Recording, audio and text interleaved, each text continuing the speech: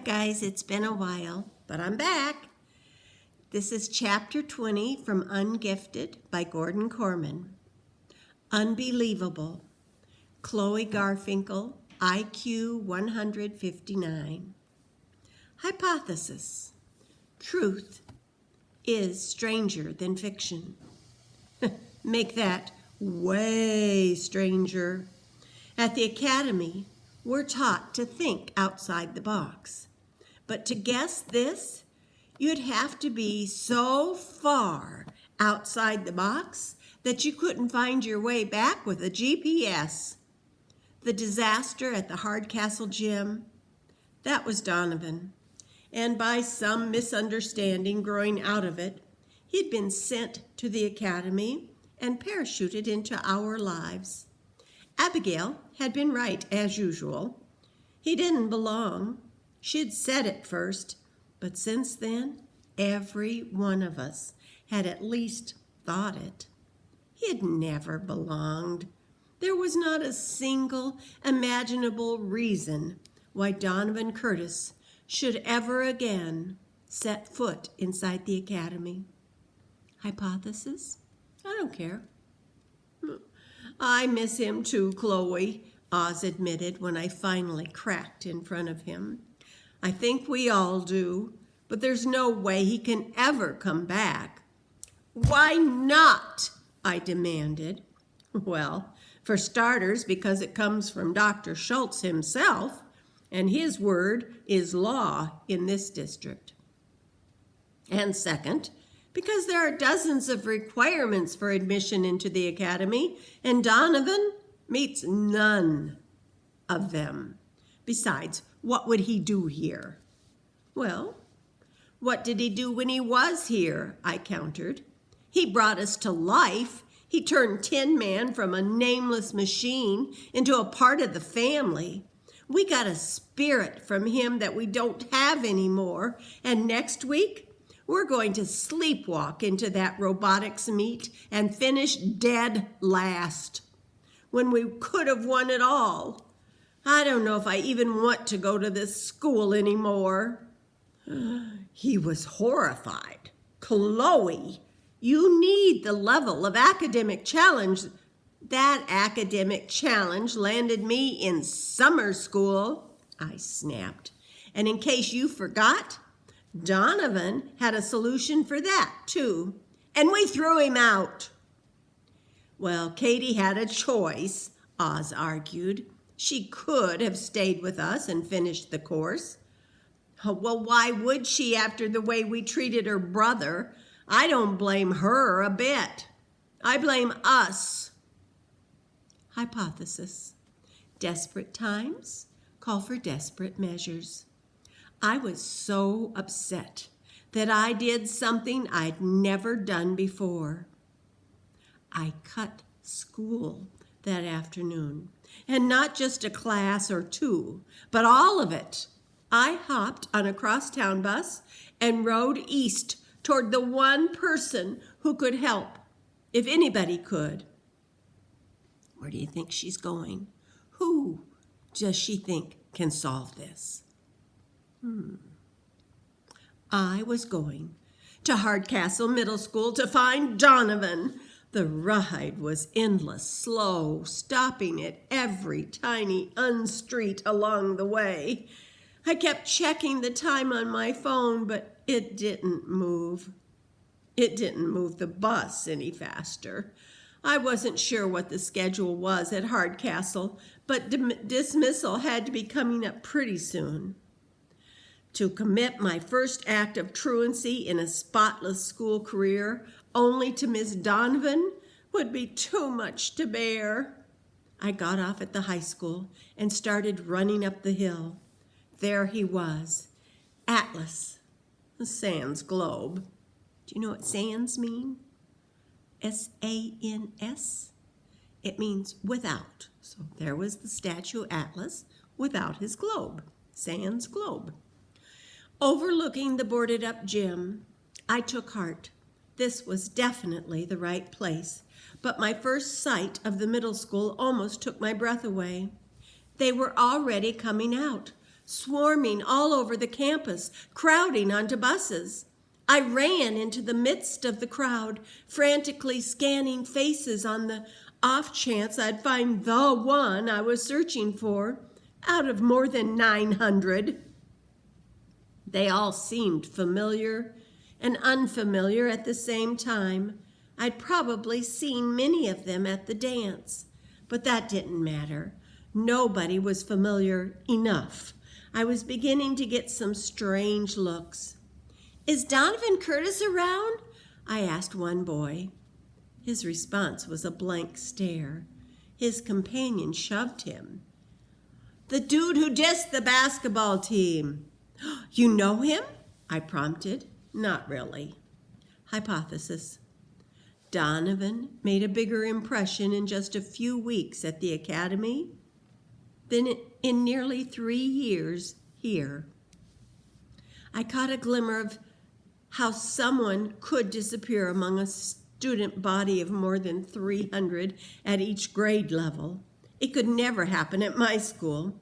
You were famous for what you knew, or what you could do, or what you might become, or in Donovan's case, for what you didn't know. I tried another kid, a girl this time. "Do you know Donovan Curtis?" She shrugged. "Well, I heard he transferred to the academy." "I think he's back," piped up the boy behind her.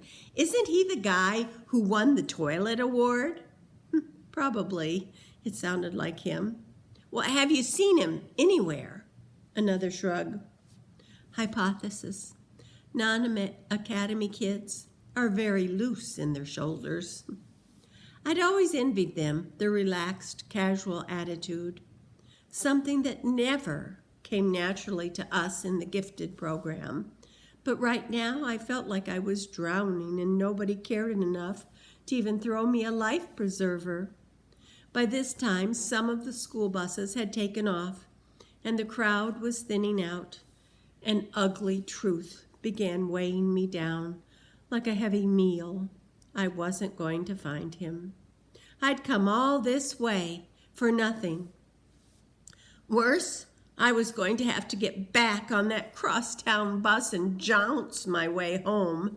I wasn't even really sure what I'd been planning to say to the guy. I just knew for certain that the mere sight of him would have settled me down.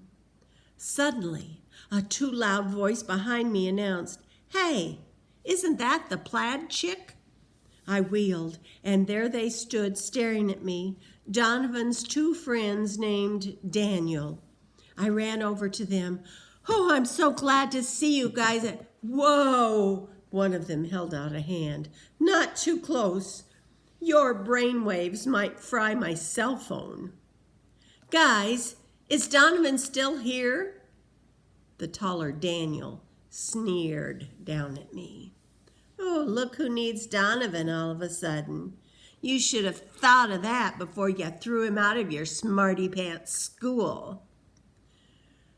"Woulda, shoulda, coulda," put in the other one. I ignored their baiting and plowed forward. "I totally agree with you. If it was up to me, Donovan would still be at the academy. That's what I came here to talk to him about. Has he left yet?" "He wasn't in school today," the taller Daniel said finally. "Schultz took him to meet with the school district's insurance company.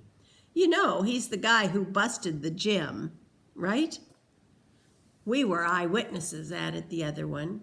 And he went into this ridiculous story about how Donovan had, for no reason at all, whacked the statue on the rump with a tree branch, and all the damage had happened because the globe had disconnected and rolled down the hill. I was just about to say, "How stupid do you think I am?" when it dawned on me.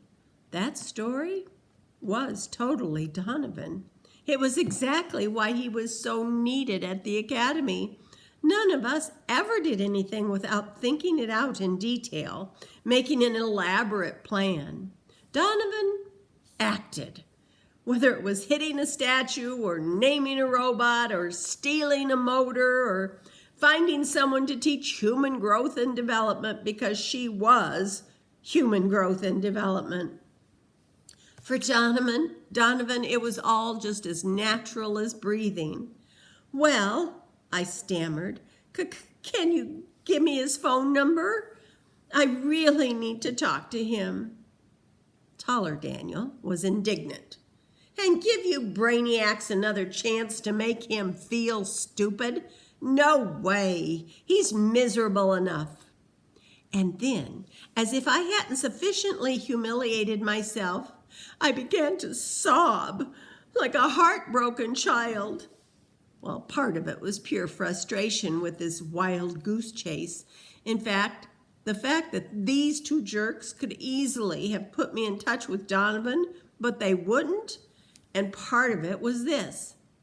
I'd been so wrapped up in what we had lost, how we had suffered, the fact that we'd have to go to summer school, I'd never even wasted a thought on how Donovan must have felt about all of this. How selfish was I? Hypothesis. We don't deserve Donovan at the academy.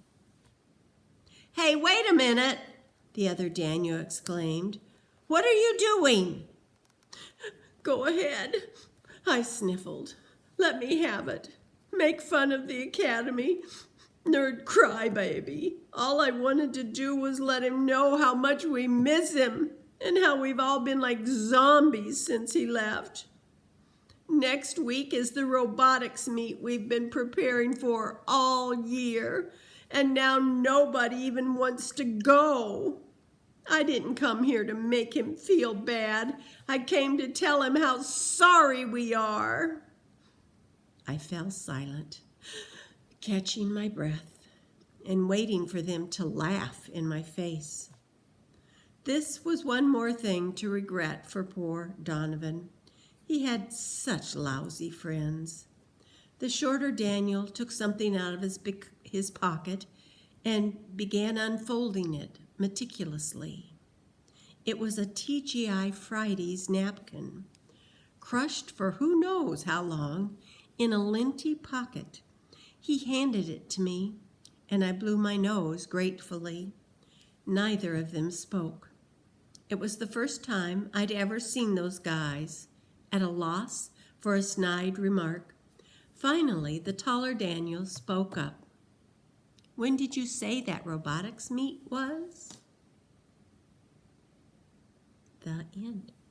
Next chapter, cheating investigation.